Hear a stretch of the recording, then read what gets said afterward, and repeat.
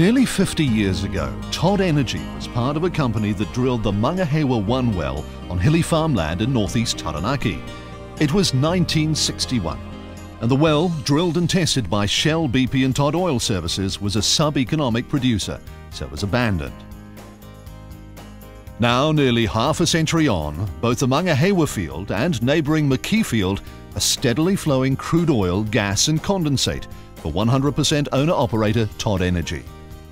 Each day, the production station typically produces 420 barrels of crude oil and 800 barrels of condensate, as well as feeding 20 to 25 terajoules of gas into the Maui gas export cross-country pipeline.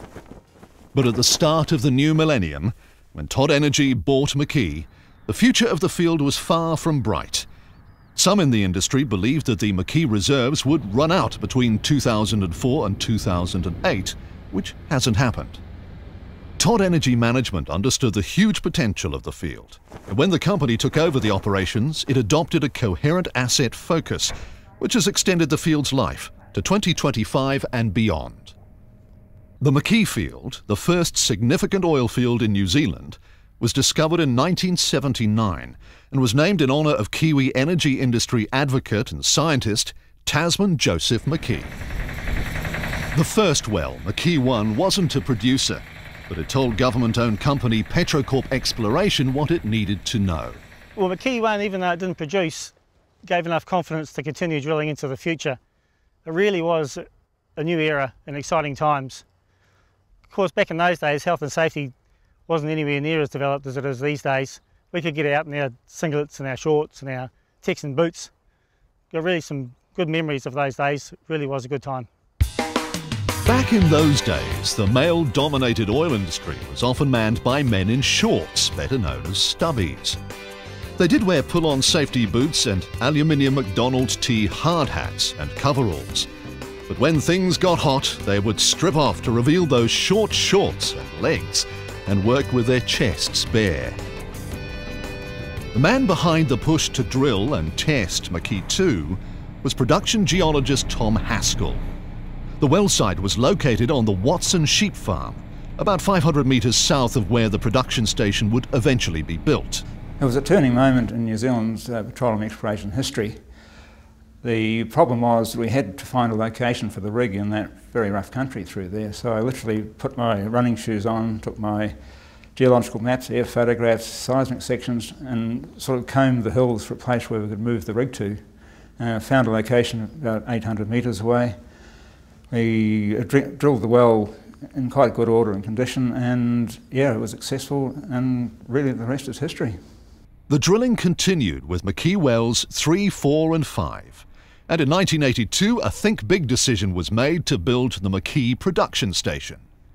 With cooperation from local landowners, a secluded valley on Otaraoa Road near Tukurangi was chosen as a site for the station, and work began in 1983. But it wasn't until June the 5th, 1985 that Prime Minister David Lange officially opened the station. On hand were local dignitaries, landowners and iwi, including representatives from the Otaraoa Hapu and the Reverend Albie Martin, who blessed the site. The total investment, including the cost of wells, production station, oil and gas pipelines, the Omata tank farm and loadout facilities at Port Taranaki, was approximately $70 million. But that investment would be paid back within the first financial year. The McKee field would grow to encompass 40 wells, and for 10 years production operations at McKee and the drilling program went smoothly. In the late 1980s, production peaked at almost 12,000 barrels of oil per day. But that all changed on January 20th, 1995, when just across the road from the production station, a well fatefully named McKee 13 suffered a major blowout. It was an unbelievable day. The gas, they drilled, the drilling rig drilled through a gas pocket, and the gas tracked up the side of the pipe and opened up the ground alongside the drill pipe. It eventuated that the part of the rig actually collapsed into the hole, and we had a big gas cloud to contend with. And if it wasn't for the foresight of the drilling guys running a chick snout, we would never have been able to plug the well with cement a few days later to actually kill the well. In the prime time, I suppose, the flames would have been at least 100 feet in the air. There was stones and rocks and debris from down the reservoir just flinging all over the show. It was pretty bad, you know. It was the worst thing possible you could have on a drill site or production station. Following this, stringent health and safety systems were put in place at McKee. This was a time of big change. Plant operations were computerized, a restructure of personnel was carried out, and still, the drilling continued. In 1997, a well called Mangahewa 2 was successfully drilled and tested, 36 years after Shell BP Todd drilled the exploration well Mangahewa 1. In 2001, process facilities for the Mangahewa field were added to the McKee production station. This meant high-pressure gas and condensate from the Mangahewa wells could be processed on-site. The success of Mangahewa 2 opened up an exciting opportunity for Todd Energy, who could see the potential in the field, and in the following year, in 2002, Todd Energy bought the McKee and Mangahewa fields and production station from Shell.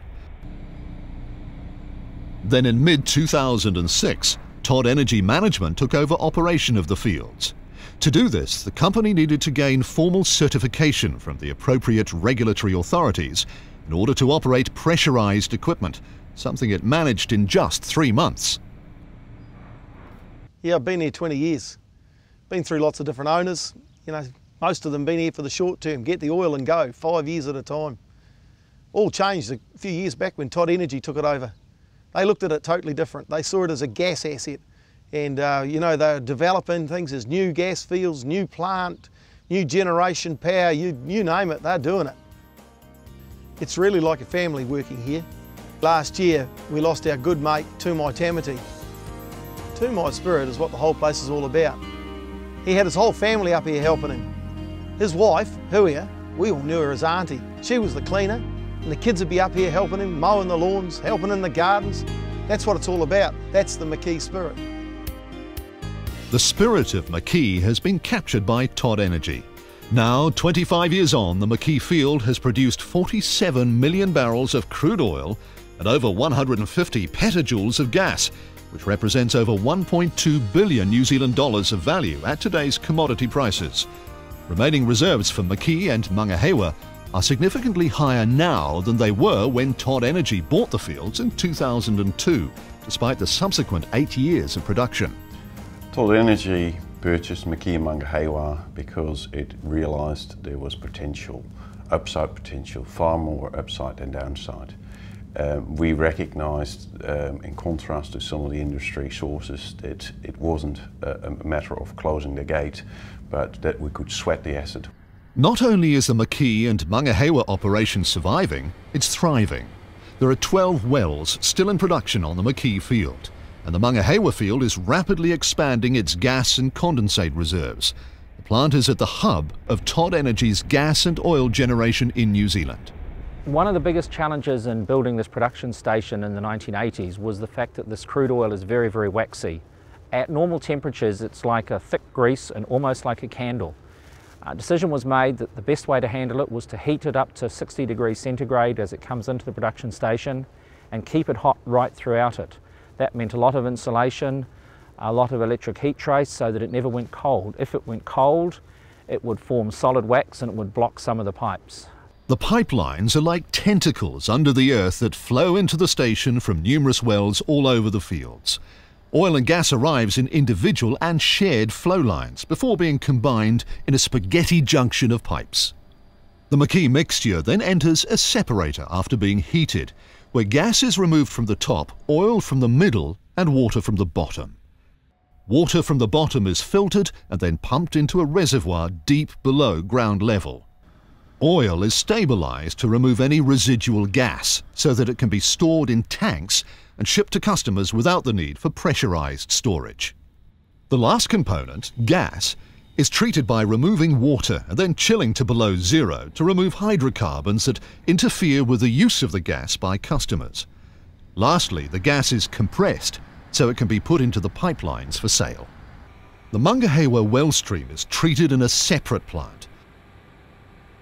McKee and Mangahewa product, as well as Todd Energy's share of Pohokura and Maari product, is then either piped or taken by road tankers or shipped to the wider North Island and beyond. McKee and Mangahewa gas is piped to the Maui gas export pipeline. Todd Energy also sends its share of Pohokura gas to the Maui line. Road tankers transport McKee crude oil to the Omata tank farm, and Pohokura condensate is also piped there. The crude is transferred to Todd Energy's chartered tanker, the MS Sophie, which ships Todd's McKee blend, its Pohokura condensate and its share of Maari oil and condensate to refineries in Australia, a valuable export earner for New Zealand in excess of $300 million annually. Todd Energy has made significant investments in renewable generation developments. At McKee, waste gas, which used to be flared, is now harnessed to run two 1 megawatt cogen units, which first fired up in 2008. These units have earned Todd Energy carbon credits from the government. Also, 3 electricity generation units capable of producing a total of 9 megawatts came online in early 2009.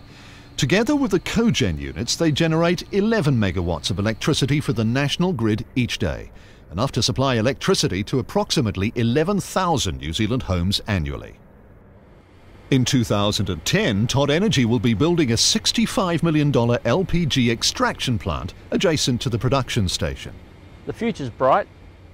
We have the LPG extraction plant due to start construction at any time now. With the development of the Mangahewa fields, we have to look at expanding the Mangahewa gas oil processing facilities. All of this will take us and put us in good stead for the future. And there's still a lot of life left in New Zealand's first modern oil field. It's been a great 25 years. Fletcher Energy, the Crown, even Stoss were involved for a short period of time. But when we took over, it was the turning point for Todd Energy. Previously, we had not explored in our own right. We were joint venture partners. We hadn't operated oil and gas fields. Now we do both. McKee Mangahewa was the turning point, and it's the platform for our business going forward. We've got a great team of people, some fantastic skills, and the business with this field and with these people will take Todd Energy into a very bright future.